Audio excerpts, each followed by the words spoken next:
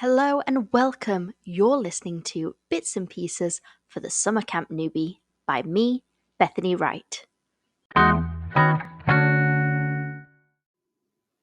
Hello, thank you so much for returning to Bits and Pieces for the Summer Camp Newbie by me, Bethany.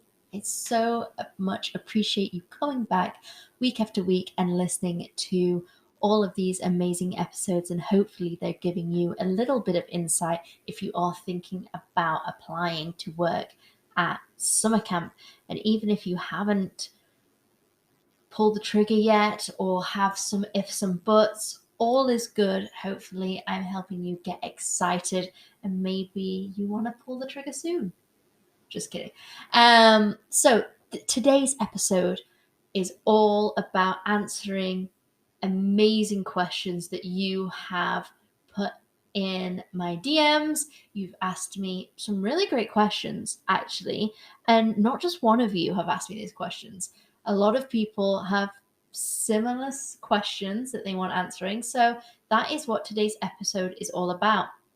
I'm going to read off a question and give you some answers and hopefully give you a bit of clarity, calm down those nerves, and so we'll just go straight into it. Okay, so the first question is, how long does it take to be placed at summer camp? Great question. Now, this is very varied and every applicant experience is totally different. So I'm just going to try and cover all the bases here. So first things first, what you should know about the summer camp recruitment process. So basically, summer camps start recruiting in their off season, and that is traditionally between November all the way through until February. Okay, so every summer camp is different, and traditionally they reach out to their returning staff members first, and even some camps reach out to campers that are transitioning into staff first. And they take the time to interview all of those returning staff members first. And dependent on the size of their camp, this could range from anywhere from 40 staff members to hundreds of staff members, dependent on how big their camp is. Now, after they've completed all of that, they can see where their staffing gaps are, and then, and only then, is when they turn to summer camp agencies. And then that's where your application comes in. So you can see there's a little bit of time before they even turn to summer camp agencies to see if you're placed or not. Okay, so I can even pull out from my experience that I finished off my camp application in November. This is for my second camp. I finished my application in November, and I waited all the way through until March until I got placed. And it's a waiting game. I totally understand. It sends a bit of butterflies. You think, what is wrong with my application? But don't worry. Do not worry. Yes, check your emails, check your spam, check your junk folder, make sure nothing has gone into there. But honestly, do not worry.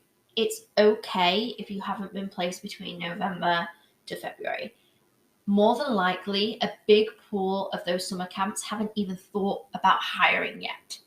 They're still coming down from the summer before. Not all camp directors are full-time for their camp. They could have another job as well. So every camp is totally different. And I would say trust the process. Okay? Please know that every camp agency, whichever one that you've applied to, is finding the best fit for you and their camps that they work alongside based on what you have said in your application.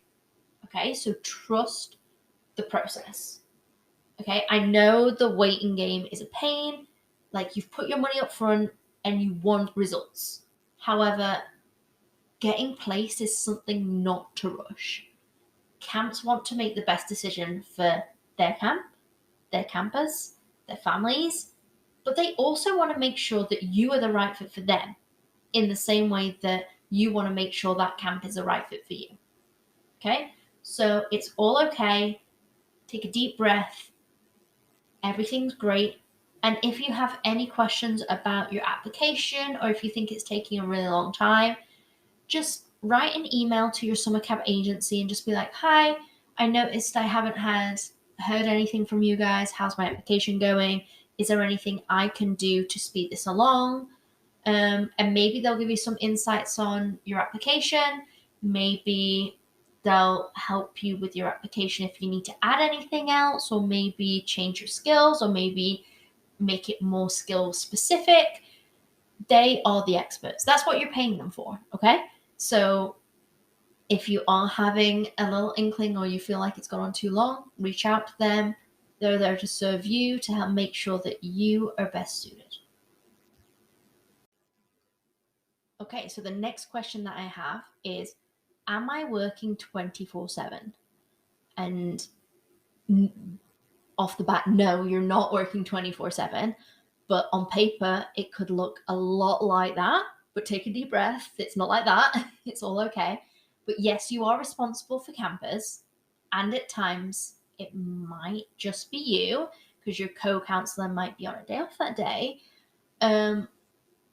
But don't worry, you will get days off. From my experience, you'll get 1 day off a week. It's dependent on how your camp is set up. It might be every Saturday you get the day off if you're a weekly camp. Or if you work at day camps, you could get Saturday and Sunday off. Or if you work at an overnight camp that is 7, 8, 9 weeks, it could be you get, say you're there for a 7-week camp, you get 6 days off to use however you would like. So it all depends on your camp setup. So you don't need to be overwhelmed, like, am I working 24/7? Like, don't worry about it. Most camps generally say, like, when you're in camp, you're working. But however, there's lots and lots of gray in that statement. That's not 100% true 100% of the time. Like, camps have built into their schedule time that is dedicated for downtime, that is dedicated for rest, like a rest hour or a siesta. Camp directors know that camps are busy places, and you and campers need moments of the day to lay down, come up for air, have a bit of a rest, recharge your batteries. And so they're built into that schedule. There are also times where you can personally take like some rest and relaxation, period off here or there, and also have time to enjoy the camp's property and let off some steam and do what you want to do. And this could be like going to swim in the lake, or it could be going to work out, or it could be relaxing with friends. It could be going to the Wi-Fi cafe and getting in contact with home. Whatever it may look like to you, there are times that you can come up for air and rest. You are not working 24/7 at camp. Do not worry, you're gonna have time to rest. And even if that small amount of time isn't enough, speak out. Speak to your supervisor and say, hi, I'm really, I feel like for me, I'm not getting the most out of my rest time, or I need some extra downtime, and they will support you. So do not worry, you are not working 24/7. Okay, this question is, I've just been placed, now what do I do? And firstly, congratulations, you've been placed. That's amazing. But that's just the beginning of your adventure. But don't get overwhelmed. It's all okay. So I would keep up with your emails, because it doesn't matter if they're from your future employer, if they're from your summer camp agency, if it's from camp. They don't just send emails for the sake of it. They're all important. They're either telling you to do something or informing you about something important. So make sure you keep up to date with your emails. You actually read your emails. You don't just open them and forget about them, because I know I do that a lot. So first things first, keep up with your emails. Second thing, in line with that, is keep up to date with your application. Now, if you apply through a summer camp agency, you have like a camp portal. And, they have things that tell you that you need to upload this or this part is missing. So make sure that you tackle those things. That is your to-do list. Okay. They are great at breaking down these items and making it more manageable and digestible for you. That's what you pay for. They also have great step-by-step guides. So if you are overwhelmed, if you don't know if you need to fill out that form, or you don't know where to upload something, or you're having a technical issue, reach out to them. That's what you're paying them for, okay? So make sure you keep up to date with your application, because they'll help you and make sure that it's the smoothest possible way to get you to summer camp. Next thing is get organized. Like, there's random things that need checking off your list before you go to a summer camp. So what are the personal things you need to get done before going to camp? And these things include applying for a police check and getting an international police check done. Maybe it might be scheduling a medical checkup to make sure everything is all good. It might even be, if you're going to the States, to book a visa appointment at the US Embassy so that you actually get your visa so you can go to camp. Making sure your passport is even in date for your travels. Like, make sure you have the right amount of time for the country you're going to left on your passport. And these are the type of things that you definitely shouldn't procrastinate on, as things with government, legal stuff, doctors, everything like that takes time. So make sure that once you get placed, you get a jump on those things. Even if you haven't been placed yet, still get a jump on those things. Like, there's certain things that you can do before you even got placed. So your police check, your medical check, making sure your passport is ready. Like, there are things that you can do before you've been placed. So that is, don't procrastinate, definitely get those things doing. Also, another thing that you can do is keep an eye out and make sure that you attend any pre-camp training. Anything that your camp is setting up, any training event, any meetup, anything like that, make sure that you can attend these, because there's a reason that they're doing it.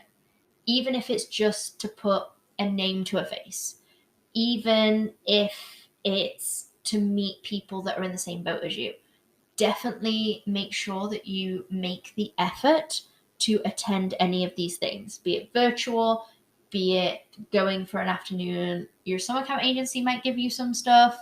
It's great. It's always a bonus to learn a bit of knowledge before you arrive. It's great to put names to faces. And in all honesty, it sets a really, really good first impression that you're committed to working at the summer camp. You're committed to this role, this job, because you're attending the training before you even fly out there. So it's a really, really good first impression. And lastly is, you've been placed, so get involved. Like, there's so many social media groups, be active in group chats. Like I said, if possible, attend any pre-camp training, any social gatherings. Getting involved doesn't just mean turning up or like looking at the notification and it pings and it looks like you've read it. Like, it means being present. You might want to ask a question. You might want to get to know the people you're going to be living with and working with all summer long.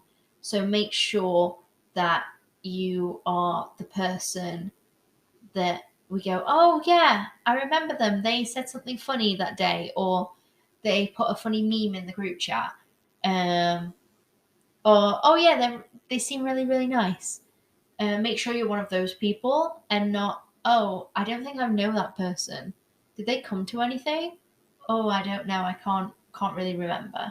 So get your feelers out there, get involved. These are the people that you're going to be leaning on and working with all summer long. These people could become your friends, some really close friends at the end of the day. So you've been placed. Make sure that you go through and check all of those boxes.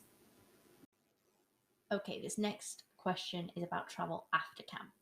So the question is, am I allowed to extend my 30 days of travel if I want to stay in the US longer?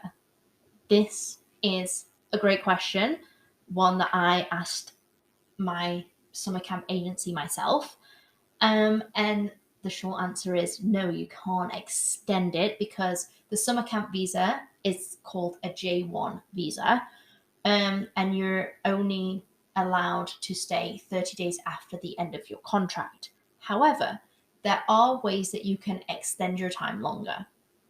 Another way to extend it is by going to the border of the US to either Canada or Mexico. And at the end of your 30 days, go over the border and enter either Canada or Mexico or any other different country as a visitor, and then fly back and carry on your journey as a visitor on an ESTA, an ESTA visa, which is the visitor visa of the States, and you get 90 days on that visa. So you can carry on to your heart's content. I know lots of people go up to Niagara Falls, up in Buffalo, in New York State, and see the falls from the New York side. You then go across the bridge into Canada, see the falls from the Canadian side, and then come back in to US as a visitor on their ESTA, and they carry on traveling. And that is one way that you can extend your visa without staying there illegally, without overstaying your welcome. I know other people that do it in Seattle over to Vancouver. Some people like to take a nice breather from backpacking life and go to a Caribbean island or to Mexico for like a 4-day all-inclusive. That's also something that you can do. It's a really, really nice way to decompress after the summer. Go somewhere all-inclusive and lounge and be waiting on hand and foot, and then go back in backpacking and travel and do everything that you need to do. So that is what I suggest if you want to travel longer than 30 days. So this question is one that I get frequently, no matter what year I get this question, and it's, okay, do I pack in a suitcase or do I pack in a backpack? Luggage is luggage at the end of the day, right? And I suggest you do in whatever you feel comfortable with.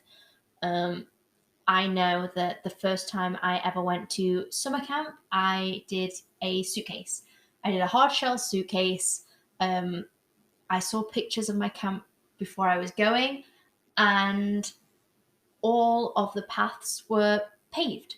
So taking a suitcase was fine for when I was at camp. And then after my camp travels, it got a little bit trickier. I went backpacking around the States for 30 days after my first summer camp experience, and it was hard to lug around a suitcase. You realize that not every city's transportation is like London's. It's not like the tube, and that aren't escalators going up and down from the subway line. Roads and pavements are not the same. They're not paved, they're not level. And a suitcase is heavy, and they're very temperamental and can get broken, like I found out the first time. So I've tried both.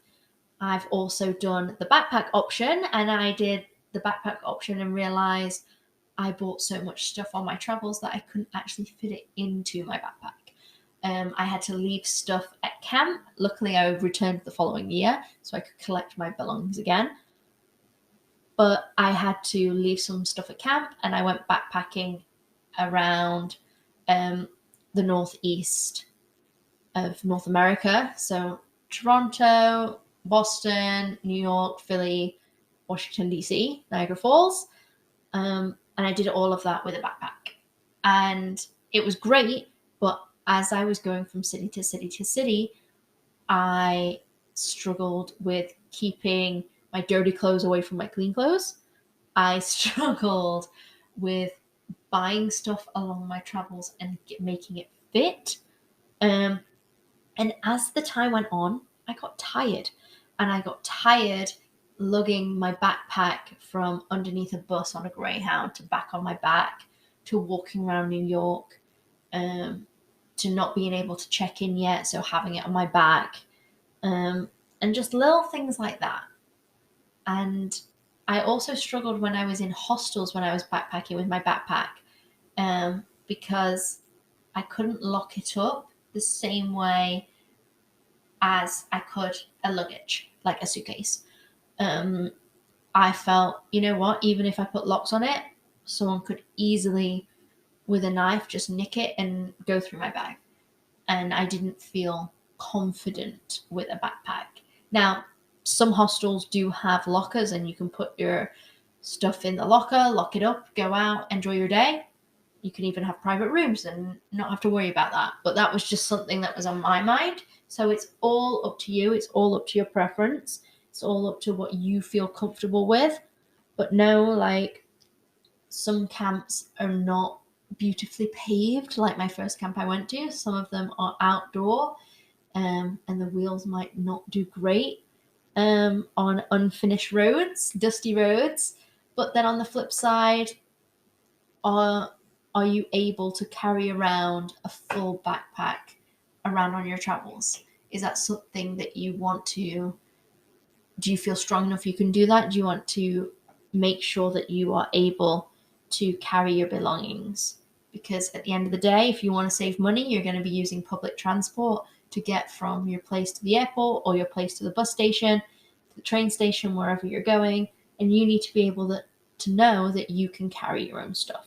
So I would say whatever you feel comfortable with is what you should go with. Thank you so much for listening to this episode of Bits and Pieces for the Summer Camp Newbie by me, Bethany. You can find me on social media. I am Brit in the 6 on all my socials. Also, you'll be able to find me on my website where my blog is, www.britinthesix.com. Thank you very much, and see you next time.